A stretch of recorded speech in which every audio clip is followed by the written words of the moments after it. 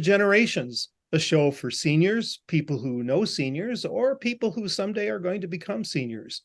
My name is David Lepaco. I'll be your host today. And today we have a very special program dealing with something called house concerts.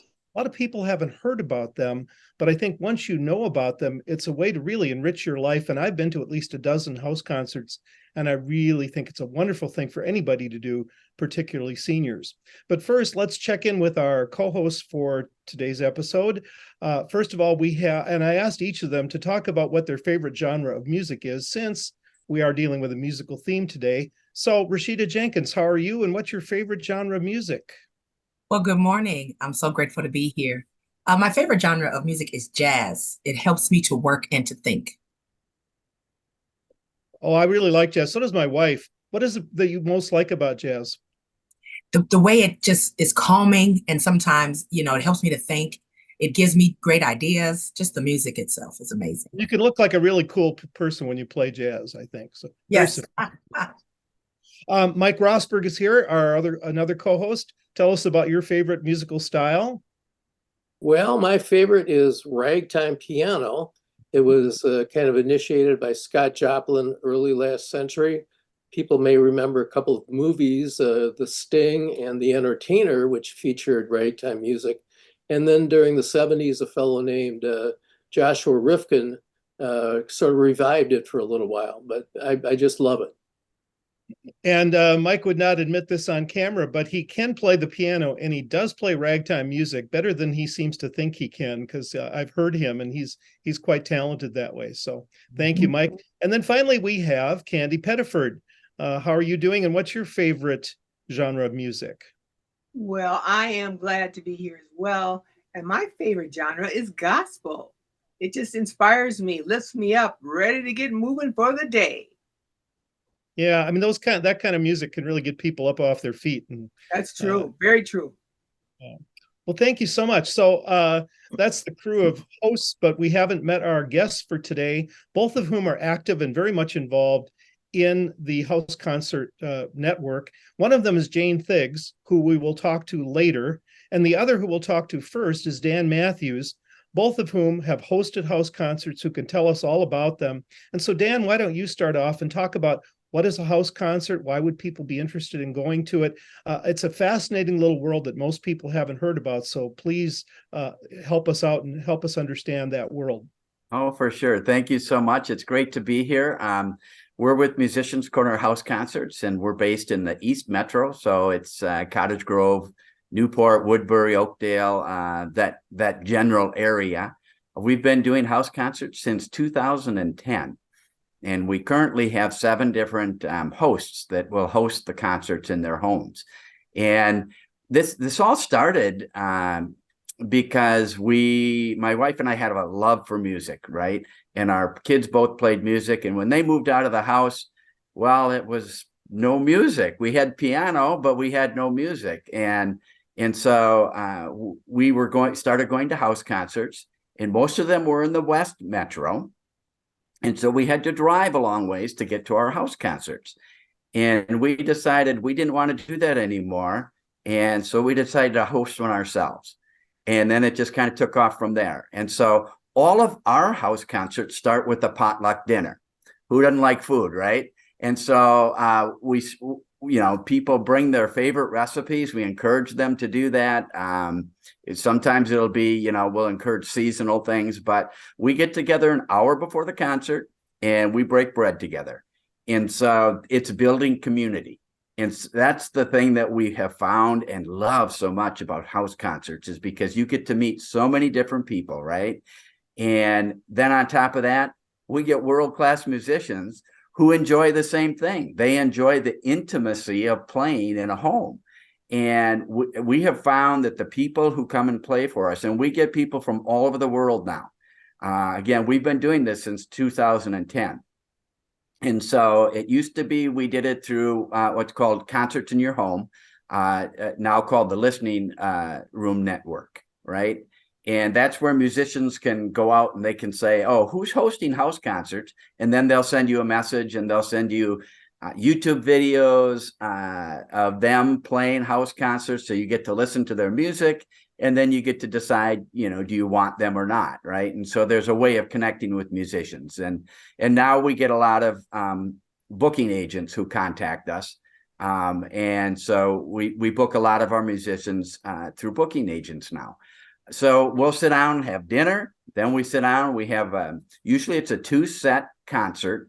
So they'll play for 45 minutes, do an intermission so we can all, as we're getting older, we, have to use that restroom a little more often.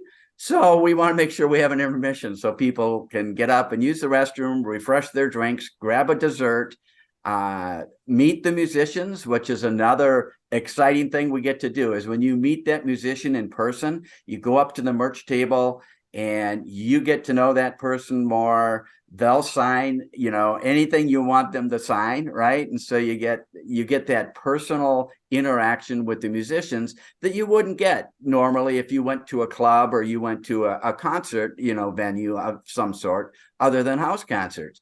And so the musicians, we find, that's the thing that they love about house concerts. Even though many of them have played larger venues, they love coming in and sharing the intimacy that you get at a house concert.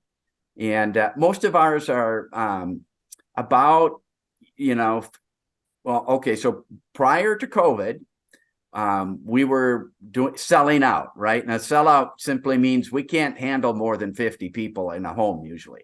That's a big concert. We have one of our hosts who can handle 70, but most of us can only handle 50 people, right? And so we would have a waiting list for people to come to the concerts because they became so popular. Then after COVID, that number shrunk a little bit, and we went down to about 42 on average.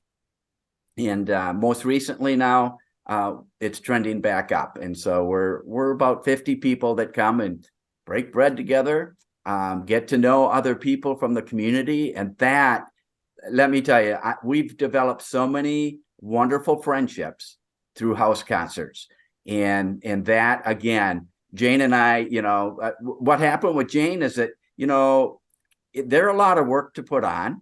So as a host, you spend a lot of time preparing your home. The host usually does kind of the main course for the meal.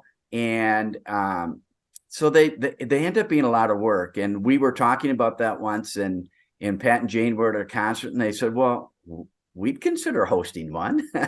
And that's how it all started. It was like we went to Pat and Jane's home, and they have a different circle of friends also that joined us, right? So the number of people grew for our audience. And so as we've added hosts over the years, we found that too, is that you get to meet more people because friends bring friends, and everybody has a different circle of friends. So. Jane, do you have anything to add to what Dan had to say? Oh gosh, well, Dan, that was a good summary, but one of the things that I think is so much fun is that even giving the money to help support the musicians is a lot of fun, and Dan makes that fun, and that is one of our big important things that we do. We really try to just really make sure that it's profitable for them, because they're traveling, and they also come and stay with us, which is really, really, I mean, if you're hosting it, that's one of the great benefits. We've had people come back and say, hey, we're not doing a concert, but can we stop by and stay overnight because we're on our way through to somewhere. So we really do get to be friends with the musicians. It's very personal and fun. And then sometimes, I think that the main thing for me is just the friendships. Dan mentioned that, but I think it can't be emphasized enough. I mean, we really have become friends with this kind of group of regulars. I've always wanted to be a regular somewhere, and I think that that's been just a wonderful thing for us. The variety of the musicians. I know you each talked about your favorite types of music, and I have always loved classical music, but folk music has become really high up there for me because a lot of these people are folk musicians. They write their own music. They write about the world and about kind of the world out there, and also everybody's world that we can all relate to. So oftentimes they will insert in the music that they're doing at the concert, which we would be like in this room here, and just sitting around comfortable and tapping your toes to the music, clapping along, and they'll oftentimes invite you to sing along on a refrain or something. And it's just a kick. It's just really, really fun. And people get to know each other, and they come back because it's great. So what's on the minds of our co-hosts? Any questions or thoughts you have? One question I would like to ask right off the top is, have you found that this is an event that's of particular interest to senior citizens? Oh yeah, for sure. That the majority of our audience are, I would say 55 plus, right? We do get some younger people who come, which is great because everybody like my daughter and son-in-law bring the grandkids, right? And the kids are growing up listening to music. And so we welcome anybody. We encourage, bring your family, right? Come, because we feel that music is so important in people's lives. And so, yeah, but it is definitely, that's why we start our concerts at 7, right? And so you're out of there by 9 o'clock. Most of the times, unless you have Cornbread Harris playing, then it gets a little bit late because Cornbread can play all night. And so, yeah, definitely a little bit older audience for us. Yeah. So on that point, yes, sorry, on that point, being one of the younger ones of the crew, I would like to know what's your longevity in that? Because if a lot of your members are 55 plus, as they age out, and what is your idea around bringing in some young blood, some new blood? I think that, honestly, that has started happening. And we've got some hosts that are, I don't know, they may be in their 40s or so, or 50s. Yeah, they have young children. So we've got a few hosts, or 2 different hosts, families that are actually bringing in some younger folks. And I don't know, it's just such a great way to bring variety into your life. And I think actually just the mental health piece of it, getting out and experiencing that kind of camaraderie with other people where you're accepted. And I think that will just happen. Mm-hmm. I'm trusting it, I guess. Going back to Mike's question, I think anybody would find house concerts appealing, but especially as you move on in years, the idea of dealing with traffic, winding up in the balcony of Target Center, having to deal with thousands of people, feeling like just a little ant in a giant anthill, it's not really a very pleasant experience. Whereas when you go to the house concerts, you can actually dine with people, you can talk to the artists, you're sitting probably 15 feet away from them when they perform, maybe at best 25 feet away. And so it's just such a rich experience. And the music is so good. I mean, I could rattle off a bunch of names you probably wouldn't know: Jenny Ty, Annalise Emmerich, Jasper Lepek, Twin Kennedy, and a whole bunch of other groups you may not have heard of, but they're really good, and they have to compete for house concert space. They just can't invite themselves. The house concert organizations have to think they're good enough to invite them to come and play in their venue. Well, as an old timer of this, I grew up doing house shows. My mother played the piano. There was 13 of us. I'm number 9 out of 13. And there was at least 4 of us that could actually sing.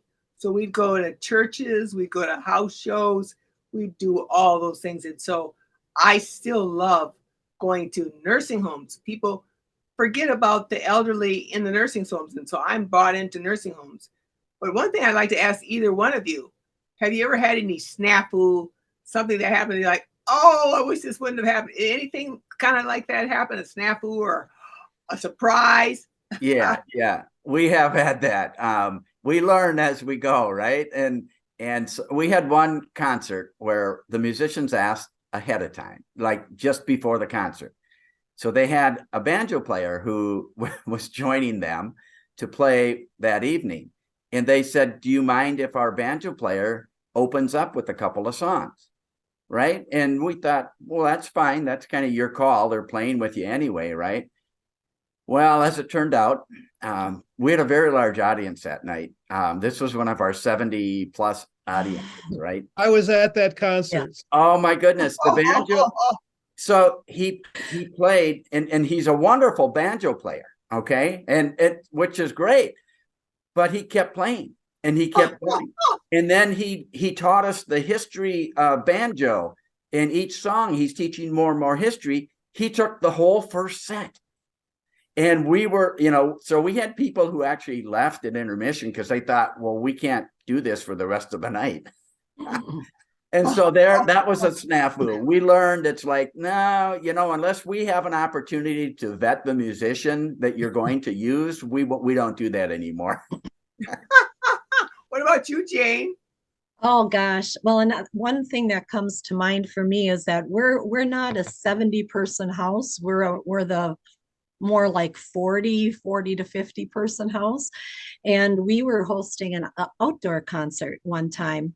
And we were all the musicians and we as hosts and Dan, we were all monitoring the weather because it was supposed to be a beautiful night, but weather doesn't always cooperate.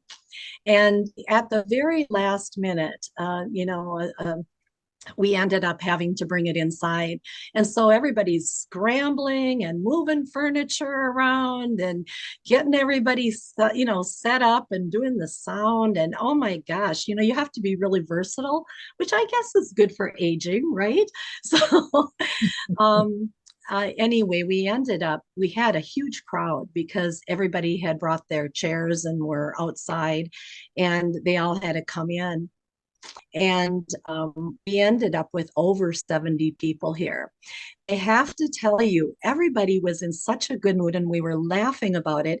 And it was honestly one of the best concerts. It was so much fun. People were hanging out in the family room and in the kitchen. They were tapping their feet. They didn't care. They'd pop their head in, take a peek every once in a while at the musicians, But we were there. You feel like a family. You really do. Like a good family. Yeah, like a happy one. Well, you mentioned something there that kind of brings a question to my mind, which is how do you set this up so that it's accommodating to so many people? Do you come up with somewhere 70 chairs? Is there an electrical audio system that helps people to hear the singer? What is the structure of each individual event? Dan, you can speak to the setup. I think you do most of that. Sure. So we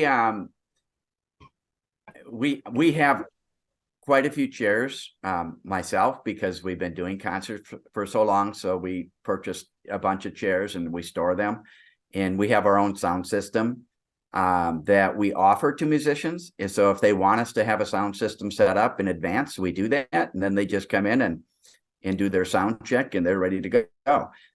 But there's many cases where they prefer to use their own because they're so accustomed to it, which is fine. So we just help them haul the stuff in.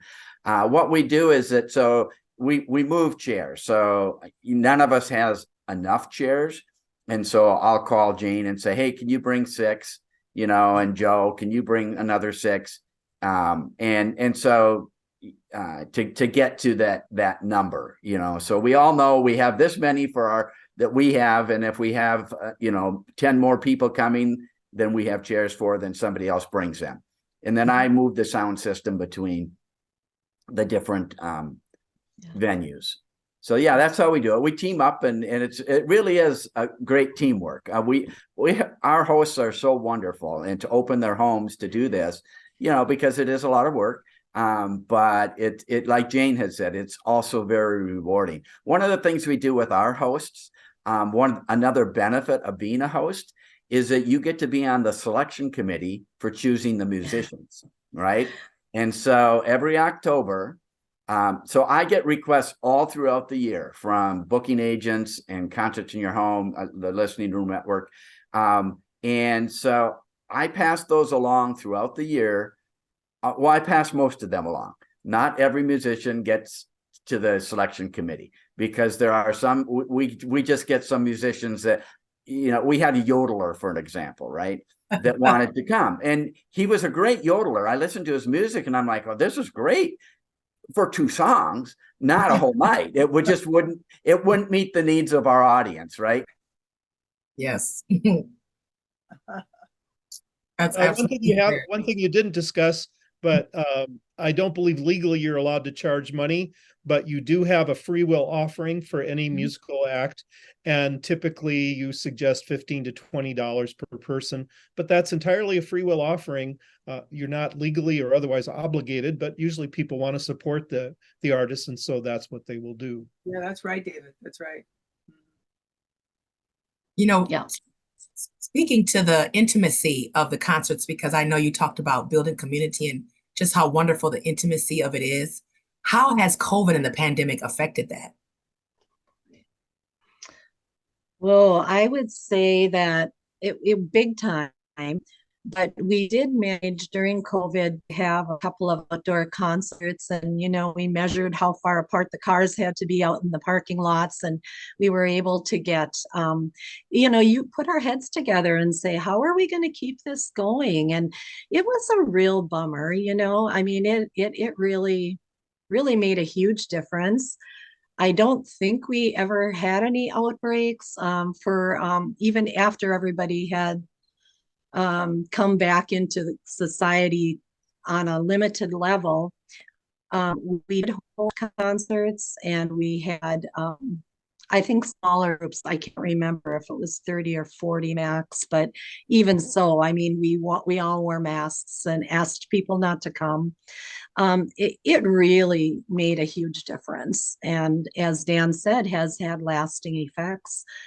So we're building it back up again, and people were anxious to come back, but a little nervous. Yeah. So yeah, it affected it. And we still do, we let folks know that if you want to wear a mask when you come to a concert, please do. And if you're sick, do not come. We don't want people, if they're, not feeling well, just don't come, and the outdoor ones were they were a treat. People were just craving to be together, right? And so you sat with your pod, you went up to the merch table with the little group you came with. So we assigned it so the musicians could still make money, with their merchandise, but we did it in a very safe manner because one, we wanted to protect, our musicians because they're the ones that were still touring.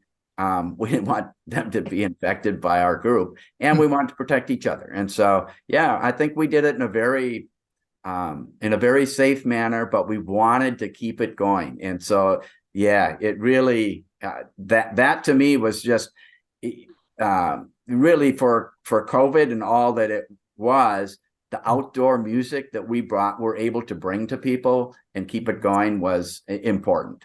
Yeah. Now, Dan, earlier at the beginning, I talked about genres of music. How would you describe some of the different types of music that people perform at house concerts? Yeah, so we get, as Jane had mentioned, we get a lot of folk musicians, singer-songwriters, right? Who just are very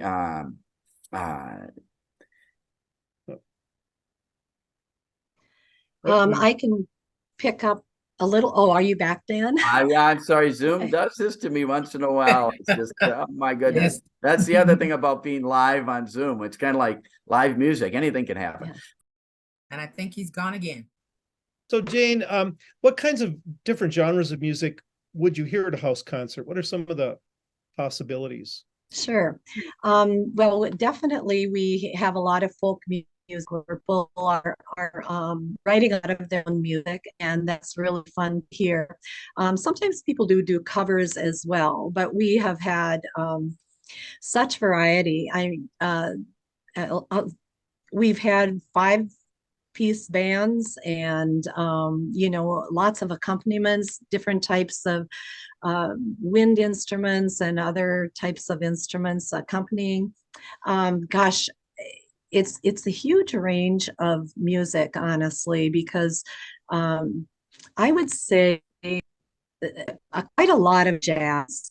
We've had just a lot of different, oh gosh, classical. And we've had people who do play violins and a lot of fiddles to go with the folk, but also classical things and yeah, big variety. Maybe Dan can add to that. Yeah, a little bit of Celtic music. One thing we haven't had, Candy, yet is gospel. And it is one that when you mention that, it's like, we need to do that. You're right. You're absolutely right. Or maybe we'll get Robbie Robinson. Hey, I know him. You're right. These musicians are good, and I think it's because as Dan mentioned earlier, every year we get together in the fall and we listen, we vote. So people get voted in or out, and we listen to quite a bit of their YouTubes so that we can get an idea, not just of one really good piece, but also of what they do on a regular basis. And everybody can have an off night. Exactly. Yeah. We've never really said, I don't think I've had a lousy concert. Some not as good as others, but most of them really amazing to me. I've gone to at least a dozen of them and they've all been good. The one with the banjo was long, but it was still good. Yeah. But we are reaching the end of our show here. For our guests, if someone is interested in house concerts and wants to attend them, what should they do? So we maintain just a Facebook page because it's too much to do a web page, right? And so we are Musicians Corner House Concerts on Facebook. And also we are Musicians Corner House Concerts at gmail.com. And so people can send us an email saying, put us on your email list. We have 365 people currently on our email list. And with that, we probably have to lower the curtain and say goodbye for this episode of Generations. Thank you, Dan and Jane, for being our guests today. Thank you, Rashida, Candy, and Mike for being co-hosts. And so for now, let us wish you well. Happy house concert attending for all of you. And thank you so much for watching another edition of Generations.